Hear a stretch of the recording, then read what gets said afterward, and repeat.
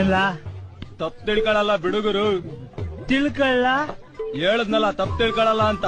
ಒಂದ್ಸಲ ತಿಳ್ಕೊಂಡ್ ನೋಡು.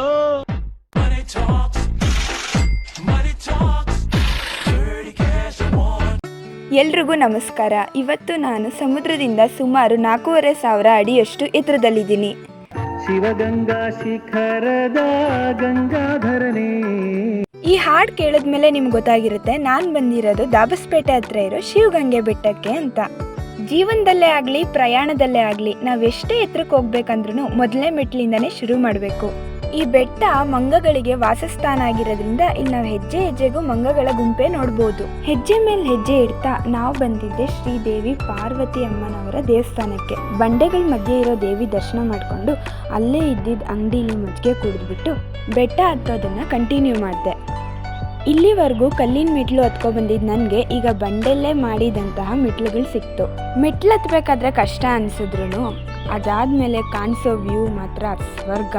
ಇವಾಗ ಬಂದು ಮುಗಿಸಿರೋ ದಾರಿ ಇದಾದ್ರೆ ಇನ್ನು ಹೋಗ್ಬೇಕಾಗಿರೋ ದಾರಿ ಇದು.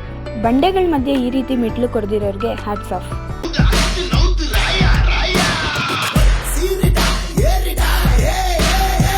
ಎರಡನೇದಾಗಿ ನಮಗೆ ಸಿಕ್ಕಿದ್ದೆ ಒಳ್ಕಲ್ ತೀರ್ಥ. ಇದಂತೂ ಶಿವಗಂಗೆಲಿ ಅತಿ ಫೇಮಸ್ ಆದ ಜಾಗ. ಆದರೆ ಇಲ್ಲಿ ಫೋಟೋ ವಿಡಿಯೋ ತೆಗಿಯೋ ಹಾಗಿಲ್ಲ. ಈ ಬೆಟ್ಟದ ವಿಶೇಷತೆ ಏನಪ್ಪ ಅಂದರೆ ಇದು ಪೂರ್ವದಿಂದ ನಂದಿ ಆಕಾರದಲ್ಲಿ, ಪಶ್ಚಿಮದಿಂದ ಗಣೇಶನ ಆಕಾರದಲ್ಲಿ, ಹಾಗೆ ಉತ್ತರದಿಂದ ಸರ್ಪದ ಆಕಾರದಲ್ಲಿ, ದಕ್ಷಿಣದಿಂದ ಲಿಂಗದ ಆಕಾರದಲ್ಲಿ ಕಾಣಿಸುತ್ತೆ. ಬೆಟ್ಟ ಮೇಲಕ್ಕೆ ಹತ್ತಿದ್ದಂಗೆ ಕೆಳಗಡೆ ಇರೋ ವಸ್ತುಗಳೆಲ್ಲ ತುಂಬ ಚಿಕ್ಕ ಚಿಕ್ಕದಾಗಿ ಕಾಣಿಸೋಕ್ಕೆ ಶುರು ಆಯಿತು. ಒಳ್ಕಲ್ ತೀರ್ಥ ದರ್ಶನ ಆದಮೇಲೆ ಕುಂಭಾವತಿ ತೀರ್ಥ ದರ್ಶನ ಮಾಡಿಕೊಂಡು ನಾನು ಬಂದಿದ್ದೆ ಕೈಲಾಸ ಬಾಗಿಲ ಹತ್ರ.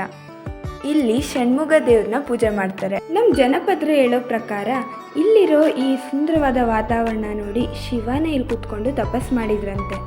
ಇಷ್ಟೊತ್ತು ಬಂದಿದ್ದ ದಾರಿ ಸ್ವಲ್ಪ ಸುಲಭವಾಗಿತ್ತು, ಆದರೆ ಇನ್ಮುಂದೆ ಹೋಗ್ತಾ ಹೋಗ್ತಾ ಎತ್ತರ ಜಾಸ್ತಿ ಆಗುತ್ತೆ, ಭಯ ಕೂಡ ಅಷ್ಟೇ ಜಾಸ್ತಿ ಆಗುತ್ತೆ. ಟ್ರೆಕ್ಕಿಂಗ್ ಮಾಡೋಕ್ಕೆ ಇಷ್ಟ ಇರೋರಿಗೆ, ಬಂಡೆಗಳ ಹತ್ತಕ್ಕೆ ಇಷ್ಟ ಇರೋರಿಗೆ ಇದಂತೂ ಪರ್ಫೆಕ್ಟ್ ಜಾಗ. ಮೋಡಗಳು ಇಲ್ಲಿಂದ ನೋಡೋಕೆ ಚೆನ್ನಾಗಿ ಕಾಣುತ್ತಪ್ಪ. ಮುಂದೆ ಹೋಗ್ತಾ ನಮಗೊಂದು ಕ್ಯಾರೆಕ್ಟರ್ ಸಿಕ್ತು.